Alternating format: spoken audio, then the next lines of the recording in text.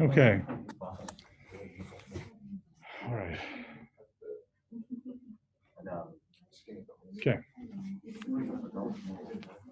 Okay.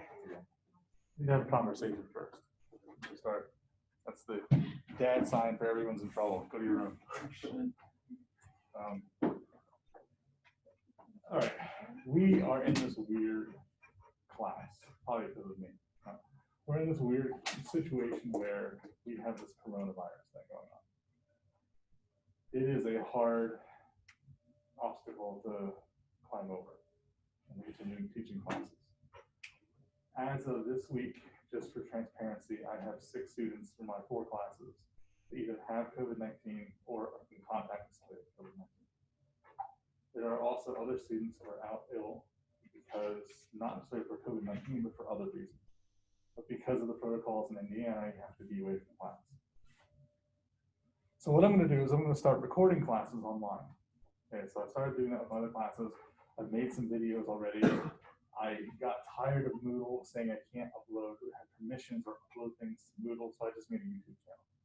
And so it's there, you can see YouTube. And the funny part is, I got a comment from somebody in Uzbekistan, I think, saying, thanks for the information on leadership. So, I mean, people are paying attention.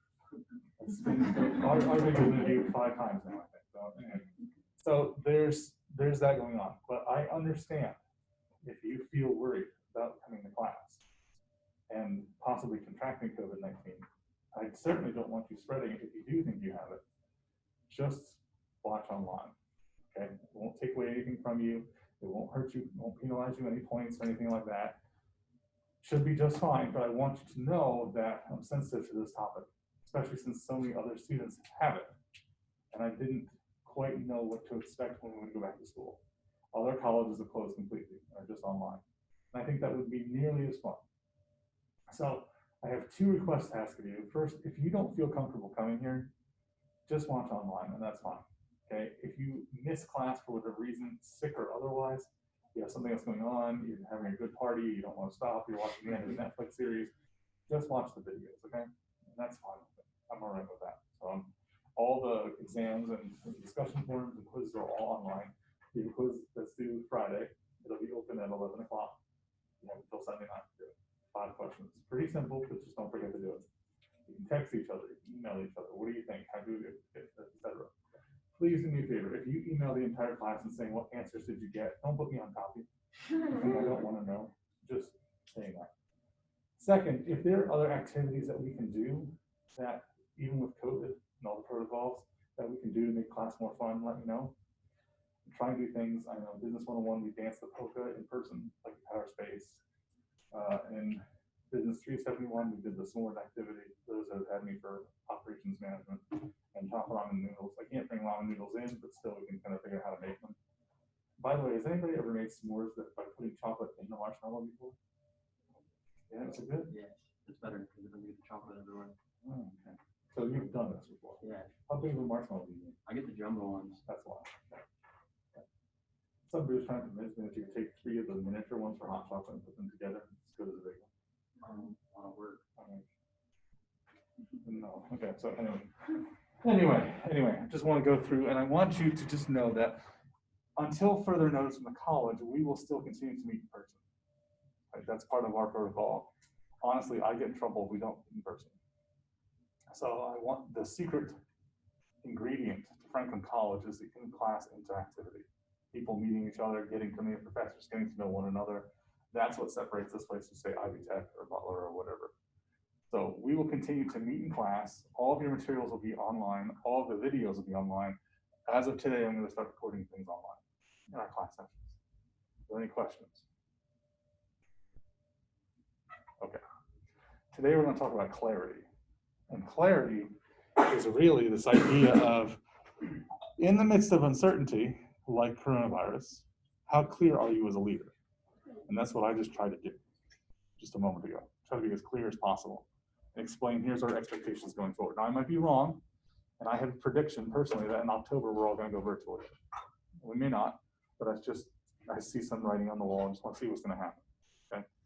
At the other side, we may continue to be in person and most of you will either have coronavirus or will have the asymptomatic, who knows, right? So we'll see, it could just flush itself out of Indiana altogether.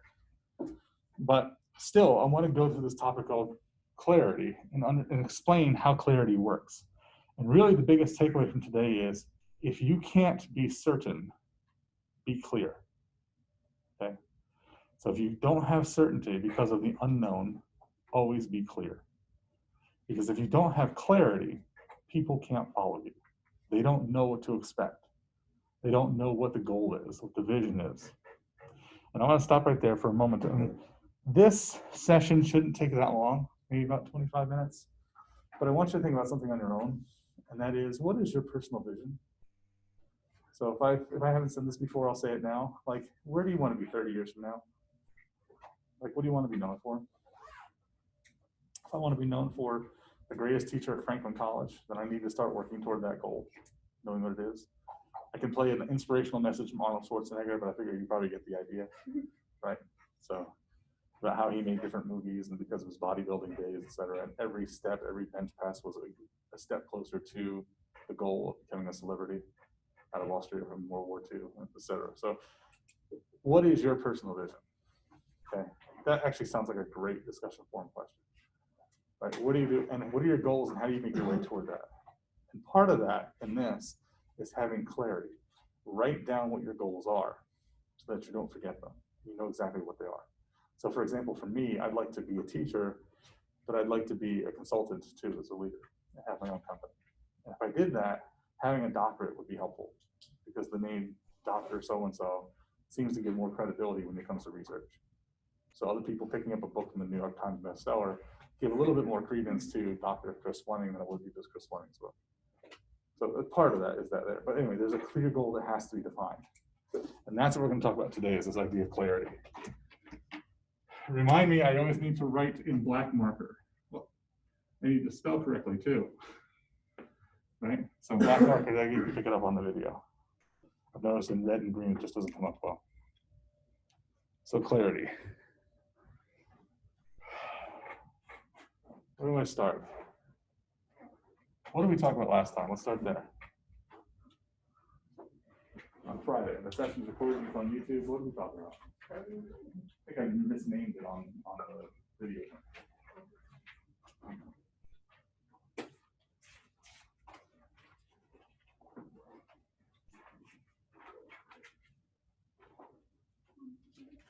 What? Competence. What is competence? How do you know you're competent at something? You understand it? Yeah, are you competent students? I know just about every one of you in the room, and I am thankful for that. I know who you are, which is really quite wonderful. Now there are a few of you I've never met before. Welcome to the family. Right? But the reality is that I know that you have progressed past one semester at Franklin College. You are a competent student. Some of you are all A students, some of you are BC students, and that's fine. But you are competent students, which means you know how to study, you know how to learn, you know how to take tests, you probably know how to present, you know how to talk, you know how to work together in groups, you know how to think on your own. That's competence, right? So what about competence are we focusing on in leadership? Sometimes like strengths. Strengths, yeah. Who are you, right? So what are your strengths? Later in the semester, we're going to do a strengths finder. You'll get a book and take an exam online and see what it's like. And the whole book is just a different strengths. You get to read about your top 5. Right? So what's the importance there? How you know your strengths? Why do we care about our strengths?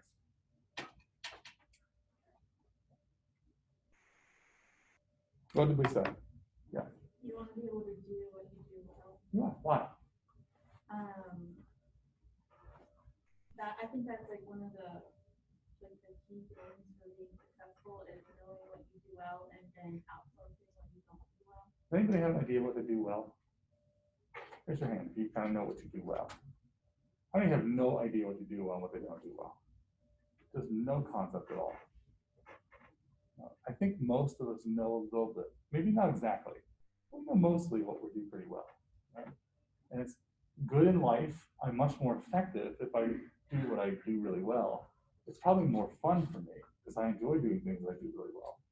And what do I do with things I don't do well? Find someone who does well. Yeah, find someone who does those things really well. Right?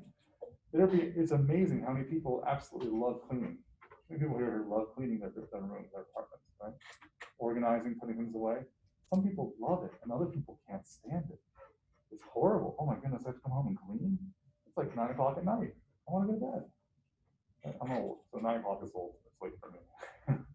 But still, like having to clean all the time, and yet some people just absolutely love doing it. Could be organizing. It could be fundraising. Some people can't stand fundraising. Asking people for money, right? How do I hire a Girl Scout cookie so they can stand by the entrance to my supermarket, and so they can ask people for cookies? And some people love it. They love putting those things together. Some people are great, like Girl Scout, Boy and Girls Club leaders, working with kids. Some people love kids, and some people can't stand kids. And that's just personalities, right? There's certain things that you're good at, and other things you're not. And it's okay not to be good at everything. So we said from a negative perspective, or if you get a negative review from your boss about things that you could do to improve better, what should you do? Did you focus on those things you could do better? A little bit. But more importantly, find someone who does those things for you. Right? Don't manipulate them. Just look to hire people in that organization, or look to work with people, or even just friends. Hey, you know what? I've got this topic on my mind. I don't really know much about fundraising. Can you help me? Like, I just kind of wanted to learn a little bit more. Like, what do you think? What goes inside the consumer's mind? For example, if you call somebody up and ask them for money, if you can get them to say no instead of yes, it's better. Because if you say things like, do you want to have an unclean environment? No. Do you think people should have dirty drinking water at night before they have dinner? No. And the more that you get the customer to say no, the more they're willing to donate money to the cause of, like, say, clean drinking water in your favor. And so that's a fundraising technique. Here's another thing. Garamond, what was the other one? Garamond and Arial, I think, are the two font types that get people to donate the most money. Can you imagine that? Right? As a matter of fact, our font at Franklin College, which kind of looks like crayon, but apparently is, people see that font and they associate it with education, according to a consulting group. So that's why we have that. So you see relentless pursuit, or relentlessly pursued. And we look at that phrase and say, what are we doing? Like, what are we pursuing? I don't get it. Like, where does that go? Like, without context, you don't understand. But why is it in that yellow font? Because people associate that with higher education. Kids learning, people learning. And so therefore we have that. Right?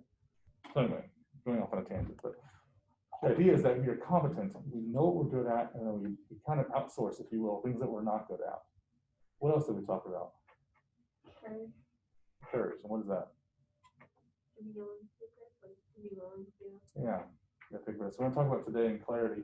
If there's uncertainty, you're not gonna know how to proceed. But if you wait until you're 100% certain, it's too late. Somebody else has already done. Part of that is courage, the willingness to take the risks, to move forward and say, I'm gonna take this opportunity and try it. And it's okay to fail. You may lose money, but it's okay to fail.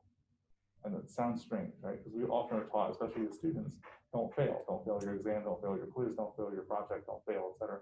It's okay to fail. As a matter of fact, people will forgive you if you fail, if you explain and are humble enough to say, I made a mistake. People often will say, oh, I do that too, especially if you can have emotional intelligence. Reach out to them and they understand, right? So that failure is important. But today I want to talk about clarity. So courage is important. Why? Taking risks. Why else is courage important?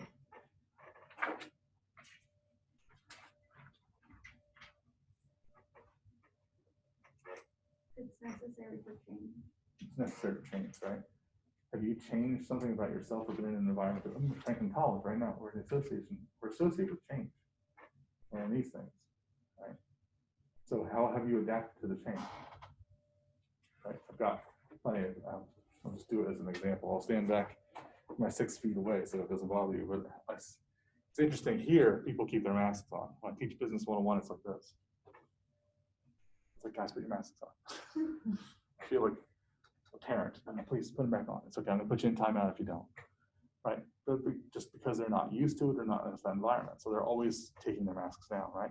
So if you're going to change something, we're going to change our environment, you have to take those risks. You got to be willing to. And if you don't, then you're not going to be part of that cutting edge moving forward. So courage is important because does courage eliminate fear? Courage does not eliminate fear. It's okay to be a leader and still be scared. I don't know what's going to happen. I may still have to lay off half of these people. We may have to go back to online learning fully. We may not have this close interaction as we had before, as we have now. Right, so there's still that fear, and there's still a fear of failure, that's fine, but courage is overcoming that fear. So like I think I said last time, you guys could start your own business if you're smart enough, if you know what you want to do. You guys can go ahead and do that, but a lot of us don't, because we get afraid of, man, I'm going to do that every day, and what if I fail? What if people don't want my product or my service?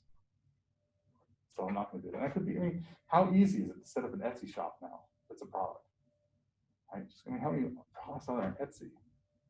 So I mean, just little details and little things that people would buy, be involved in. Anyway, I'll stop there.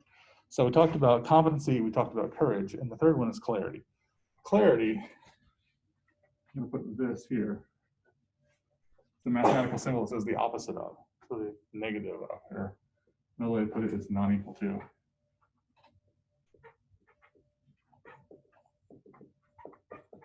It's the opposite of uncertainty. You will not have certainty in those situations. There will always be a degree of uncertainty. And I mean outside of the normal things, like will Godzilla attack us? Will we have an alien invade? I mean, zombie apocalypse? Chances are those things won't happen. But there's always uncertainty of what, if we do X, you guys remember this in econ? For those that had an econ.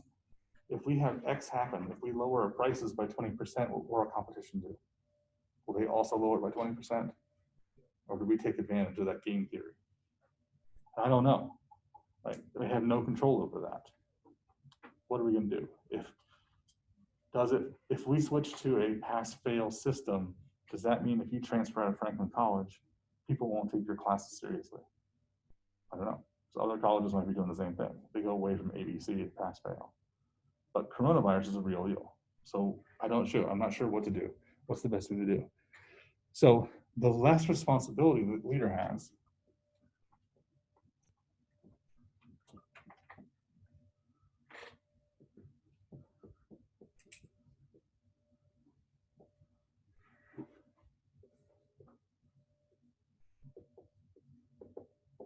more hands-on the leader can be. So the clearer you are, the more you can kind of take away the uncertainty and increase your responsibility or lessen your responsibility. People aren't always asking questions like, what are we going to do? How does this meet our vision? What resources can we use? If you're clear up front, people know, which means you get to be more hands-on. You get to be able to help train more people. You get to be more involved and say, you know what, I'm going to work with you in making this happen. Imagine doing landscaping on your own versus hiring somebody else to do it, right? As somebody that leads your house, somebody that's involved in your house, when you don't have the responsibility of taking care of landscaping, other people are doing it, you're just managing that business, or you're managing as a client, managing them doing the work. It's a lot easier. You're not the one doing the work, so you can be more hands-on doing things that you want to do. So going back to that whole, do only what you can do. Well, with that is this clarity of the more clear I am, the less uncertainty there is, the more I can be hands-on, doing the things that I want to do. Uncertainty is a reality. Being unclear is danger. You can control that. That's why I came in the beginning and said, this is where we're doing with COVID. So that you know, this is clearly where we're going to be. Okay. Okay. So, more people joining. There we go. All right. So again, we could understand certain. Now, with clarity, if we don't know what's going on, let's say a fire alarm goes off, right? Is there a fire in the building? We start kind of figuring out what to do. There's a siren going off, or like, what should we do? And Gary decides to get up and say, it's a fire alarm, we're going to leave. He gets up, he's like, come on, we got to go. And he goes out the door. Are you going to follow him, or are you going to stay in the room? Well, common sense is kind of like, well, if there's a fire alarm, we probably need to go out, even if it's just a drill, right? the person that acts first is the one with the clarity. We need to go. Everyone's going to follow that person. Why? Because there's clarity. There's that certainty. I'm not sure what's going on. Maybe it's a tornado warning. I don't know. But if everybody's doing something that the first person is doing, there's that clarity. People are more likely to follow that person. And so that's why clarity is important. You become more attractive as a leader. People that don't want to think or don't really know what to think will typically follow that person. It makes life a little bit easier. So that clarity, again, is really important. That makes sense. If you want to go lead us out for the fire drill, that's fine. I mean, here's another example. We have I forget what day it is. Sometime in the spring, we have a tornado siren alarm or deal. So we have the tornado siren every Friday at 11. But one day in the spring, we have it where it's like 10 o'clock in the morning. And it's supposed to be a statewide mandate where it's kind of a drill that everybody goes out. Just you can ignore it. We're just testing the sirens and the overall state network. If you don't know that, suddenly you go outside, it's like, it's sunny out here. I don't get it. Why is the siren going off? Right? But if somebody's willing to go outside or somebody's willing to say, no, don't worry about it, calm down. Even though there's that clarity that puts in, hey, they're just testing the systems, you calm down. So again, there's clarity associated with that. You get that information knowledge, oh, this is just the annual testing day.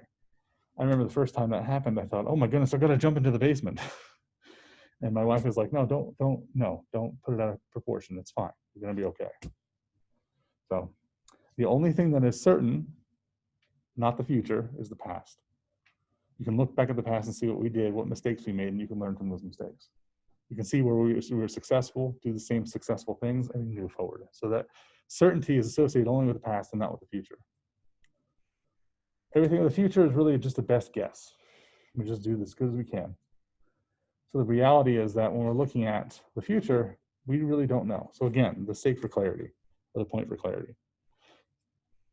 You have limited information when you are trying to make best guesses. And again, if you have 100% information, it's probably too late. You can't quite get to that point. So tell me, why would a person, if you don't have perfect information, if you don't know how to move forward, what the best guess is, why would clarity be important? I mean, we kind of understand, I'm going through this whole point of why clarity is so critical. But if you don't really know the best way forward, why would you say something? I mean, isn't your opinion just as good as anyone else's? Is it better than others? So where does this clarity come from? How does that tie in? Why do people follow people who are clear? It's a course of action as Okay. opposed to like complacency. Okay. Okay. And if you make a mistake? If it's the wrong course of action? Like let's go outside because of the tornado alarm. And by the way, it's just a drill. We're just missing class. So we could just be hanging out here. That was a mistake. At least you have an answer. At least you have an answer, right? That's a simple example. So what do you do? How do you go? How do you move forward? I mean, imagine if you're a political candidate and you lose. Sorry, it was a mistake. I said some of the wrong things. No. Evaluate and adjust. Okay, evaluate and adjust, control and adjust. Good, good. Right. So there's that, again, that uncertainty that's there, but use the clarity that's there. No one wants to be wrong, but then nobody wants to be unclear because of lack of certainty. Again, if you want to be a leader, remember, if you will, this environment 6 months ago. What was life like 6 months ago when COVID-19 was unfolding? People were getting sick. You kept turning on the news, finding out that people are dying because of it. It's probably about 3% of the population is going to pass away. Most of them are age 65 or older. What was that environment like? I remember I had to do a consulting presentation to a company, or just to several companies, about uncertainty and how to deal with uncertainty and things that you should do and things that you shouldn't do. I mean, how crazy was that? Right? We didn't even know what we were going to do. And we're kind of just watching the news, and yet we're still going to school as if, well, it's kind of life. Moving on, see what happens, right? Not quite sure what's going to happen to my life. People are losing their jobs. Unemployment has gone up to 40%. Stock market crashes almost, right? So what do we do? How do we handle this? Sorry, I'm plugging in my laptop. So how do you handle this? What is that? And wasn't it true that to a degree, if there's a degree of certainty, it made you feel better? I know what I have to do. I know I need to wake up. I know I still have a job where I still am working as a student. I know I still have this obligation, still have these responsibilities. Franklin College eventually said, we're going to shut down completely. All the classes are going to be online. And wasn't it kind of relaxing to realize that classes were still going online, even though they were very different? I don't know, I guess it depends on the professor. But still, there was that certainty that was there that made me feel better. Okay, so I don't really, I'm sorry, clarity that's there. I'm not sure if I'm still going to have class next week, but it was there. Like it was something that was constant. I still have loved ones. I still see people. In fact, some of us loved it because you get to go back home and get to spend time with family. I could just kind of get away. And then fast forward to August, and you're like, I can't wait to go back to college. Some of us are like, I've been home for so long. I just want to get away. And I've had some students say that. It's really good to be back. I know for me, the dean asked me, she said, how are you doing, Chris? I said, I feel like I'm back home, like I'm here teaching again. It feels like there's that degree of clarity that I'm used to. I've done this for so many years, and being in the classroom and having that. I mean, it's hard, but there's some truth to it. There's a degree of clarity that's helpful. So the last thing is, it's okay to say, I don't know. A lot of people kind of want to be the leader, and they want to be the person, hey, pay attention to me, watch me. You're a clear leader. I'm going to show you what we need to do. I'm going to get us through this mess, have the courage to overcome fear, get us through the uncertainty. And yet there are times where you just have no idea what's being asked of you. It's completely okay to say, I don't know. I don't get it. I'm not quite sure what to do. So here, I'll put that up here too.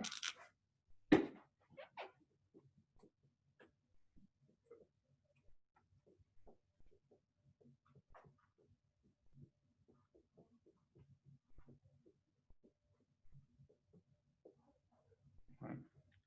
What happens if you don't know?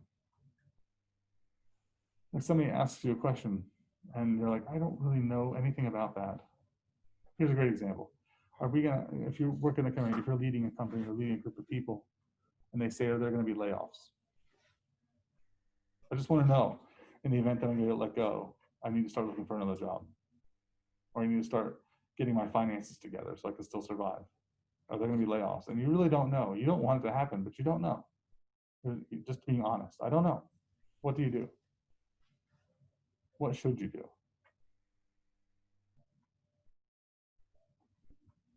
Tell them exactly that. Tell them exactly that, and Try to get an answer for them. yeah. I mean, it works in teaching too, right? If you ask me a question, I have no idea. So I don't know. Like, how many of the top business leaders have ever, would you say, have humility or something like that? Or how many of the top business leaders actually interact with their consumers on a regular basis? I don't know. But try to find out. I can't tell you. I really have no clue. But I'll see what I find. I'll let you know as soon as I learn it.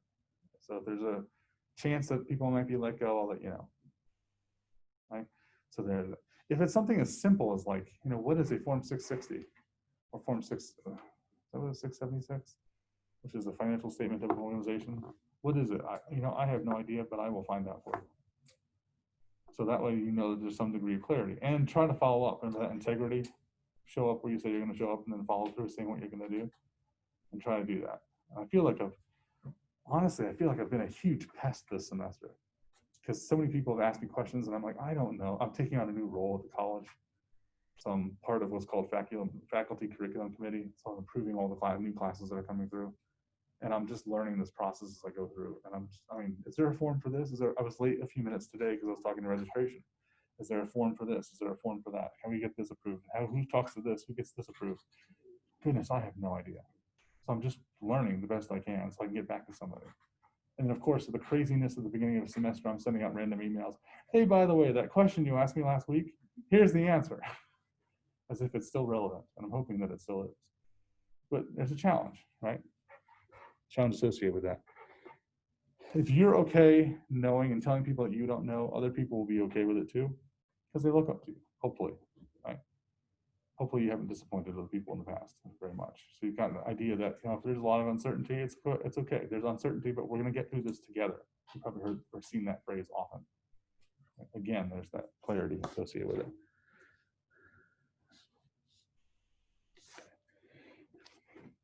The thing you don't want to do is pretend like you do know. That probably comes without saying, but you understand this. Like, you know what? I don't know the answer to that, but I'm just going to pretend that I do know. Well, of course, I would tell you otherwise. You know, that doesn't make friends, right? Especially if it may make you look bad if you have a wrong answer. And you should know these things. You're a leader, right? So it's okay to have that uncertainty, or with uncertainty to say with clarity, I have no idea. I'll try to find out for you. Almost like customer service, right? If you don't know the answers, so one of my favorite things I learned in life, just a life skill, is if you don't know the answer to something, go find out someone who does, right? Could be a parent, could be something. My struggle right now, I know, time for a quick story. I have a pool, so my family has a pool. We have this 4-foot high, 18-foot wide pool, diameter pool. So it's this like mini pool. It's not a full above ground pool, but it's kind of like a training pool almost. And we don't have a big property right now, so we're just putting it together. And I have to tell you, I've had so many problems with this pool. I am not a pool person. I love going swimming. I love being in the pool, but trying to get rid of algae. Has anyone ever done this before? Trying to take care of pools? How much chlorine do you add? How much algicide do you have? Do you have copper sulfate? How do you have the right filter? Do you have the second right filter? Do you have a sand filter? Have you backwashed the sand filter? Why is there still algae in the pool? Trying to scrub it out, trying to vacuum it out, I have no suction anymore with the vacuum. Oh my goodness. And it's just been a cavalcade of errors and mistakes along my way, trying to make something happen. So trying to pretend like I know what I'm doing. I've asked so many questions. The pool people in Mooresville know me so well. I walk in, they're like, what is it now, Chris? Like, they know me that well. Do you need more shock? You know, I think I've been there 15 times since August. I mean, oh my goodness. But just because I have no idea. Now I'm hoping that when I graduate to a big person pool, that I'll be more knowledgeable. But even to the point where I have a filter that spits water out, it just spits it toward the middle of the pool. And apparently it's supposed to be directional, so that it kind of causes the current to continue, so the algae will get sucked up into the filters. But I don't even have that. And I'm just trying to, so I mean, I feel like a giant, I feel like some sort of monster with an oar or a paddle, and I'm like a cauldron, just constantly pushing the water from one direction to another so it circulates the algae. And it is crazy. But there's that degree of just saying with clarity, I've got no idea what I'm doing. I need help. It's okay to seek counsel when you don't have it. Okay, so I think I beat this topic to death. I think we kind of have a general idea of what I'm talking about here, right? And then how do you know you're doing well? Don't measure success by the playbook, measure success by the scoreboard. It's okay to say, I don't know. It's okay to keep changing the plan.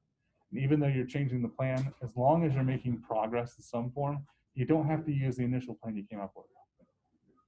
I know that sounds kind of intuitive. The results matter than the plan. And that's okay, but some people get caught up on that. I had this plan. I went through it, ran the numbers. This is the way it was going to be, and now it's not. And I feel like a failure because of it. It's not true. Right? So that plan is important. Put all that there. Just thought I'd mention that. But again, that clarity is what overcomes the uncertainty.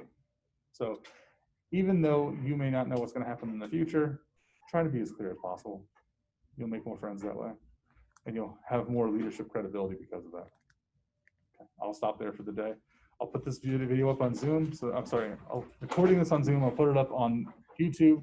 You guys can look at it. It'll be there, etc. If you have questions, let me know. We do not have class on Friday. We just have a quiz. See you then.